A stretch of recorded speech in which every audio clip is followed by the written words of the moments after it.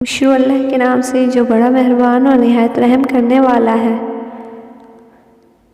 अस्सलामु अलैकुम। अबू हुरैरा रज़ियल्लाहु ताला अन्हु से रवायत है, रसूल अकरम सल्लल्लाहु अलैहि वसल्लम ने फरमाया कि शैतान आदमी के सर के पीछे रात में सोते वक्त 3 गिरह लगा देता है और हर गिरह पर यह अफसू फूंक देता है कि सो जा, अभी रात बहुत बाकी है। फिर अगर कोई बेदार होकर अल्लाह की याद करने लगे तो एक गिरह खुल जाती है, फिर जब वज़ू करता है तो दूसरी गिरह खुल जाती है, फिर अगर नमाज फ़र्ज़ या नफल पढ़े तो तीसरी गिरह भी खुल जाती है। इस तरह सुबह के वक्त आदमी चाको चौबंद खुश मिजाज रहता है, वरना सुस्त और बदबातिन रहता है।